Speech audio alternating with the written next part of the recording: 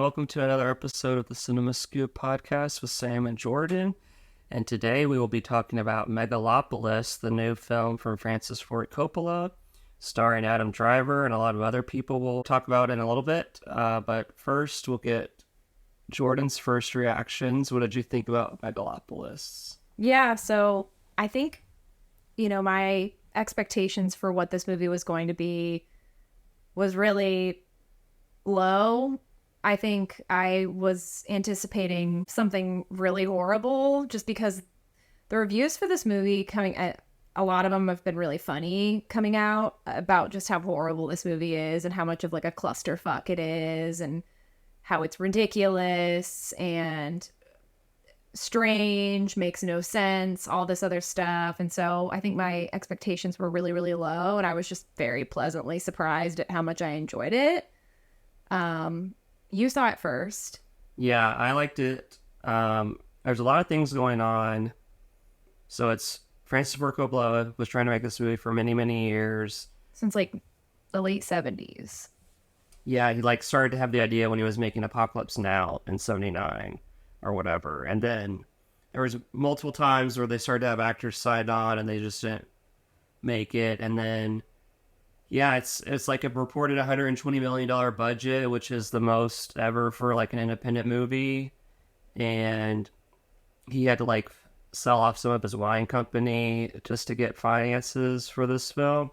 And it's like a weird movie to go all out for, because it's just like an alternate timeline of America in the present day, but Adam Driver's this Nobel Prize winning guy who discovered this new material that makes building architecture and infrastructure easier. And it's like an alternate timeline of New York City where it's New Rome instead of New York. Yeah, but they still have the American flag.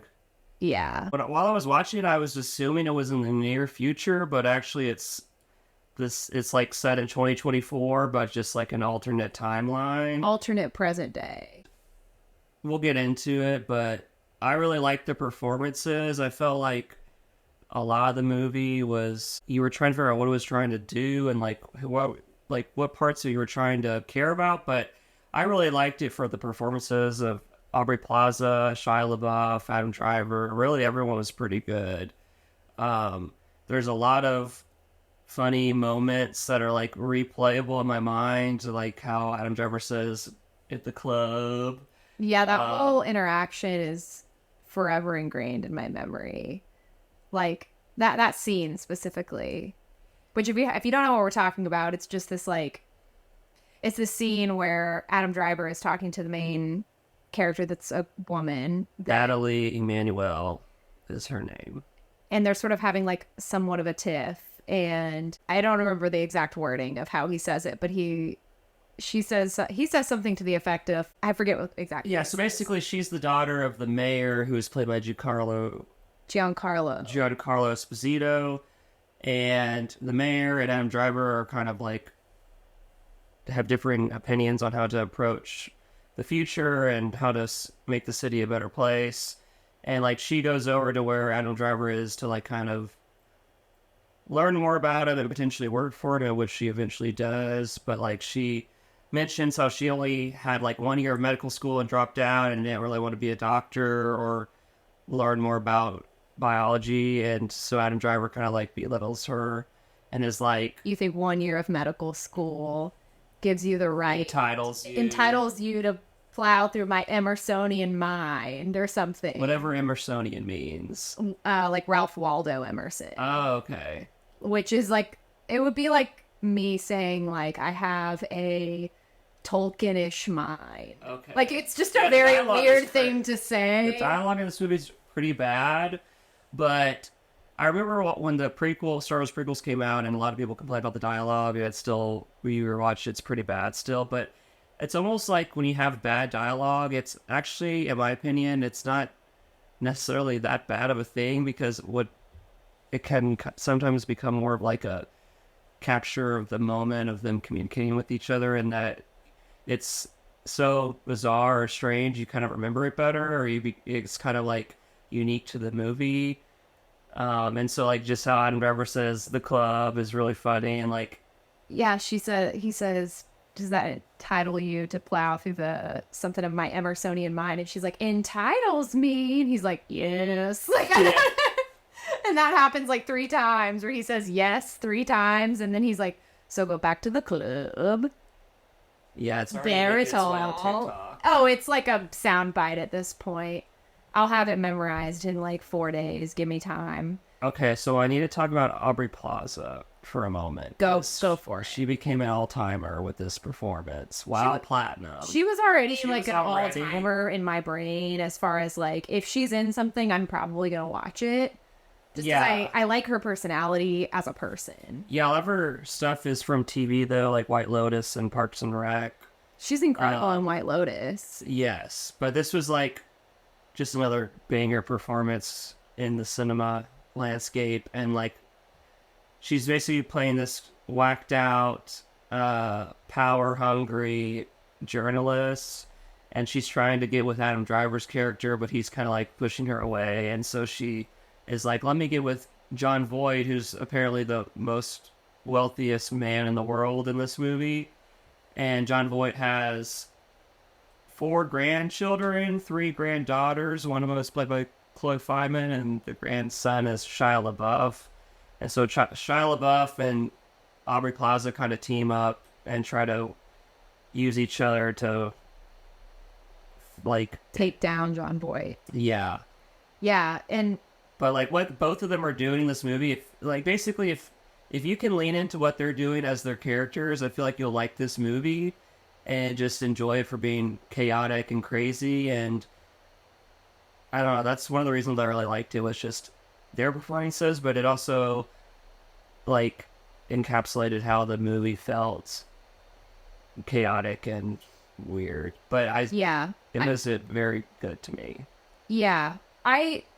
I feel like there's like so many things that you could take negatively with this movie if you're I was explaining it to Sam earlier. I feel like the Overton window of like what people associate as a good movie has just shrunk so narrowly that unless something is crazy or wildly sexual or wildly perverted or wildly horny in some way, it can be outside of that Overton window and see success. I think The Substance is a huge trend right now. People are going nuts over, me before seeing The Substance, me after seeing The Substance. Very similar to what people did with Saltburn and like this sort of shock value. Megalopolis doesn't really have any like major shock value to it, I'll be honest. There's a couple of like, did they really just do that type of scenes, but there's nothing like inherently like degrading or horrible or like horny or like crazy body gore or anything like that that would qualify it as that shock value. I think it's more like the shock value comes from the audacity to actually make a movie like this. So I think people take this movie very seriously when I don't really think it's meant to be taken that seriously. You can, if you want to, you can look into like the allegorical references of what does this, mean in terms of what it's saying politically. You could look at it in terms of what does this say about different people's views on the economy. You could do all of those things, but you don't have to enjoy it. Like, you can just watch it as a crazy sci-fi movie, or you could, like, actually think about it a little further and try to pick apart what it's saying about progressivism, society. There's a lot of philosophy in the movie that I wasn't really expecting. Yeah, I think that's part of, like, what it's trying to do is, like, it's trying to be this giant idea of the movie. It's also mentioned, or it's, like, subtitled Megalopolis, a Fable. Yeah. And so it's, like, on one hand, it's obviously too out of the ordinary to be, like, a possibility, and obviously they try to make it obvious that's on an alternate timeline and not the future. Again, I kind of had an issue, or not an issue, but it was difficult to comprehend that well because there's so much going on, and I felt like this was another movie that would work or would help with another viewing and with subtitles. Yes, I would like to see it with subtitles, but I say that about every movie. But yeah, there's a lot of parts where they're like, within the dialogue, they're like talking a lot of the difference between now and the future, and how sometimes you have to fix problems right now that are happening right now, but you also have to prepare for the future and how to fix future problems. There's a lot of like quoting Marcus Aurelius. There's a lot of like philosophical, very pretentious dialogue that I think will rub a lot of people the wrong way unless you're just that type of person that's willing to, I don't know, have big brained, pretentious thoughts and be like, oh, let's go for the ride and kind of think about these things while I watch too. I don't think it's like a movie that's made to make you feel dumb though. I think there are movies like that are made to make you feel dumb. Yeah, that's why I think the performances are really what brings this together for me, at least, because you don't have to get lost in all the questions that it's potentially trying to ask, but also like the displacement of like the being an alternate timeline and then having this futuristic material that can help, with future society. And so I thought, as far as like the CGI and the production design, was pretty okay. For an independent. Yeah, like it wasn't like Avatar level, but it was better than a lot of the crappy superhero CGI stuff. And also, I thought the costumes were really good. There's this part where Emmanuel's character is at a fashion show with Shia LaBeouf, and she's wearing this brat green dress. And then all the fashion designer models are like walking out with this aluminum foil covering, and they take the aluminum foil off to show their dresses. So that was pretty cool. It felt to also me, like, go ahead. I was just gonna say, this kind of felt to me what it's like if you were to be absolutely wasted at like the Renaissance Festival on the weekend, where it's like Roman pillage weekend. That's just what it felt like. It felt like 2024 meets Rome. And that's how everybody dressed, is like modern day, but Rome. Depictions of Rome. Obviously, they call it New Rome. They mention Marcus Aurelius specifically. They talk about falling empires. And yeah, at the end, Shia LaBeouf's character dresses like a Roman person. And then they like transform Madison Square Garden from a basketball arena to like this almost like Coliseum-esque dirt ground where there's like the chariot races and like wrestling. It was very interesting to see Madison Square Garden become a chariot racing facility. Like, it was just, it's like they changed. It's not New York City, it's New Rome, but Madison Square Garden is exactly the same, probably because they couldn't change the exterior signage. But it's funny though to like life. It's funny though, those random touch points in the movie, there's not very many of them that connect you with your 2024, where you're like, oh, I guess that is how things are. Well, there is Madison Square Garden. Yeah, there's random things like that. Yeah, and there's like shots of like an actual Cadillac Escalade limo, as Shia LaBeouf said, and there's like another one where it's like, this is clearly a Chevrolet. So it's like they were trying to ground you like in the reality of the movie, but also the reality of our reality, where there's actual car companies like this, and it's still called Madison Square Garden. So it was kind of, I don't know what it was trying to do with that exactly, other than just being like, I think it was trying to, because I also noticed there was very little like internet or technology in the way of communication as far as cell phones. Like, that was not very present at all. So there's random things like that where it's kind of like, when you're watching the Hunger Games, where you're like, I guess this is in the future, but this also feels like it's in the past in a lot of ways.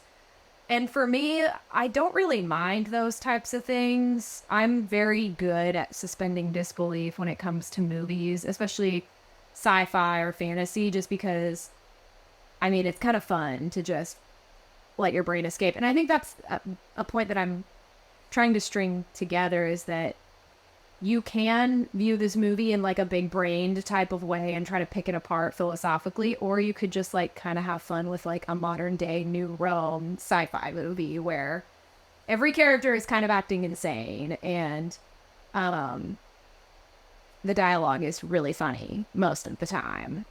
Yeah, I just want to shout out Dustin Hoffman, who's barely in the movie, but he's pretty funny, and then he gets unceremoniously axed off screen. But Yeah. yeah, it like going back to your point, it did seem like with him with from Francis Ford Coppola, like starting with this idea in the late 70s, 80s, like there's no real internet or cell phones during that time, so it makes sense that like as he's thinking of the future or like trying to write this in concurrence of his present day as he's writing it, I can see him for the most part not having cell phones or internet, and then maybe just not thinking about going back to that.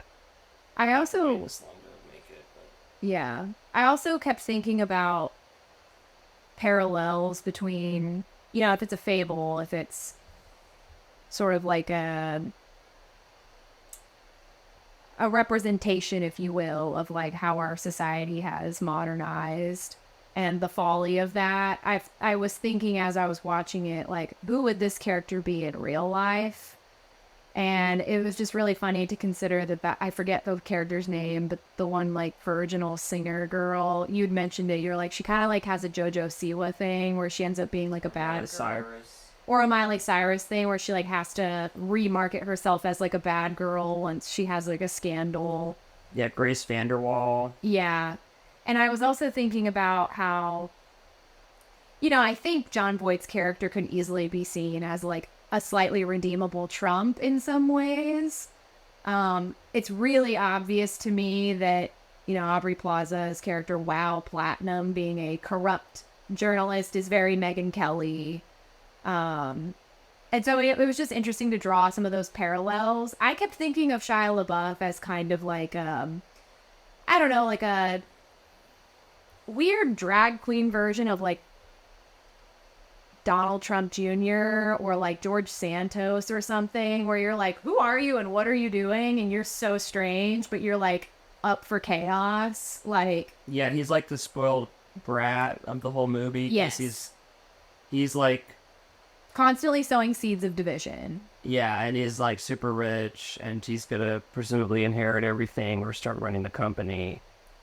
And yeah, that's why Wow Platinum decides to go after his character, because she's trying to get to John Boy. Yeah. I think it's also not lost on me that like the end of the movie, spoiler alert if you haven't, we're in the end of the podcast, so we can kind of give away spoilers, I think, from now on. So this is the mark of if you're okay with spoilers. Well, there's really only like one or two things you could really spoil, like towards the end, but yeah, well, I found it interesting because you hadn't mentioned this when you watched it, but I caught that a lot of the rhetoric that Shia LaBeouf's character uses when he sort of starts rallying people together to try to like gain political control was interesting. But right before he gets strung up and dies, he says, "Don't tread on me," which I found very interesting. And he was strung up by people wearing red hats, which was very the Confederate flag at that. Yeah, there's a lot of like, there's some flashes of 9/11 imagery, and then there's parts where there's people in red hats and Confederate flags, and it's not like overtly. No, it's pretty subtle. Trump stuff, but it's basically that. But as somebody in an alternate reality. Yeah, as somebody like me who's recently watched like a lot of political documentaries and stuff, it was very interesting seeing that and seeing just, I think also like the scene that we talked about a little bit in Madison Square Garden where it's like, I think it's John Voight and Aubrey Plaza's wedding. Right, it's their wedding essentially. Yeah, and they have like Grace Vanderwall performing, and they're betting. They're like not betting. They're auctioning. Auctioning, yeah, they're auctioning funds to like pledge her virginity, which I found very strange a concept, but I wrapped my brain around it a little bit and realized that there were lots of shots of like the children in the audience sort of like in awe over her like virginity and like her pureness. And everybody up until this point in the movie, all of the adults, they're all debaucherous people. They're all like completely all making out with each other, dripping in diamonds and gold. They're just like not living that lifestyle. So I found it very interesting to see like it felt like an allegory for like the worshiping of purity culture that happens amongst people that are absolutely not like that at all. Yeah, I was trying to like at the same time it's like these are like the richest people.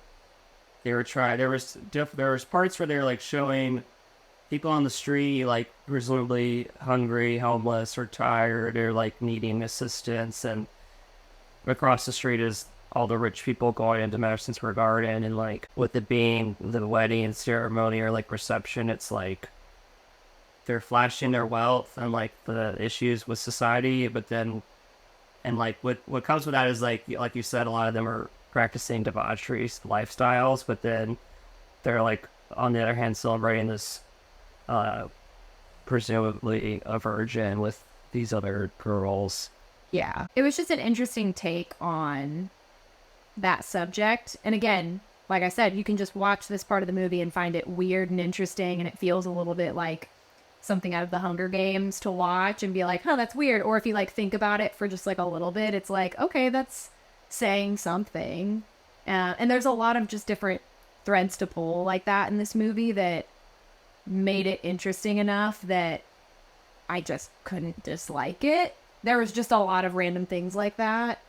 There was a lot of really good conversation between the main actress, Natalie Emmanuel, and Giancarlo Esposito about like building a future for their daughter, and like believing in the future for the sake of the daughter, and not just building something for now. And like there was just a lot of really good inter-family conversation that I thought was like kind of touching in a weird way. At first, to me, it kind of felt like there was a piece of it where it was like Giancarlo Esposito is sort of this like conservative old man, and she's kind of a defector to that and goes along with this very experimental, somewhat progressive man. And then they have a kid together, so the dad's mad about it. And it's like she's almost having to like preach those thoughts to her dad and be like, I'm doing this for a good reason, and I believe this for a good reason, and this isn't because I just am being rebellious. I wouldn't do that, you know, I'm smart. Like there's a lot of like that type of conversation, which I found really, really interesting, and I think a lot of people could probably like relate to in a lot of ways. So I wasn't really expecting that. Also, her mom is the main lady from Poor Things that's in the French broth. Yeah, which I was like, I know her from somewhere. Yeah, I think for the most part, Megalopolis was like, I liked the ending. It was like more positive ending than I thought it would be. And so I think by the end, I definitely had a more positive viewing than probably most people. Yeah. But what do you think, as far as Adam Driver, like, one of the things I wanted to mention is, like, he's just in a ton of movies. He's in such a broad... Like, honestly, before Force Awakens 2015, which is now 9 years ago, I didn't really know. Like, he's been in stuff before that, and he was in that show Girls, but that was, like, obviously Star Wars and Kylo Ren's, like, his breakout role. But since that, so 9 years, he's been in so many movies, and most of them are good. I feel like most people don't... At the very least, interesting. I feel like most people don't know him for Kylo Ren anymore, and unless you, like, are completely disconnected from film. Like, a lot of people know him from other things at this point. I don't know if this was maybe his best performance, but... I would say, yeah, as a performance, I liked it more than Ferrari and The Last Duel. I liked it more than Ferrari, but I haven't seen The Last Duel. And then I'd have to rewatch House of Gucci again, but, like, this is kind of on a similar wavelength as that performance. Yeah. And then as far as Francis Ford Coppola, I mean, obviously you have The Godfather, Apocalypse Now, The Godfather Part 2, are, I would say, definitely better than Megalopolis. Yeah, that's a given. I did like Dracula, Bram Stoker's Dracula. I would like to rewatch that again. And then we did watch the Harry Dean Stanton, Rip Van Winkle short film. Yep. that Shelley Duvall hosts. I forget the show's what it's called, but Fairy Tales with Shelley Duvall Something or like something. that, yeah. But it's where the soundbite comes from. That's "Hello, I'm Shelley Duvall." That's exactly where it comes from. Is this fairy tale series she does? But yeah, I think overall, I gave it a 4.5. I think I also am totally inclined to give something an extra half star if I see it in the movie theater and I have a great time with it, and that's just me. But what did you rate? Yeah, I give it 4 stars. If I rewatched and liked it on a second viewing, I might bump it up. But right now, I have it slightly behind Challengers and Maxine, Exactly where I have it. but ahead of Alien Romulus and Mad Killer. Yeah. Yeah, I think to like sum up Megalopolis, if you're still considering seeing it, but you're like not 100% sure if you might like it, some movies that it reminds me of. I brought this up earlier. It feels very Baz Luhrmann in a way. It feels somewhat like a lot of the dialogue felt very similar, obviously, to Romeo and Juliet, because it felt very like heady and esoteric, almost as if you're just speaking Shakespeare. But it also felt kind of like The Great Gatsby with like the hedonistic party atmosphere. I was like almost waiting for like a Jay-Z song to come on, just like in The Great Gatsby, because it feels like that type of party vibe. It also felt very similar to Babylon. And then I saw a review on Letterboxd where somebody said it feels a lot like Revenge of the Sith or like Phantom Menace, like cheesy dialogue, but like is very sincere and like means it. Yeah, I brought this. Yeah. It's funny, but it's true. That's, yeah. So if you like any of those movies, you might like Megalopolis. If you get really annoyed by any of those movies, you probably won't like Megalopolis. All right, well, thanks for listening. Bye.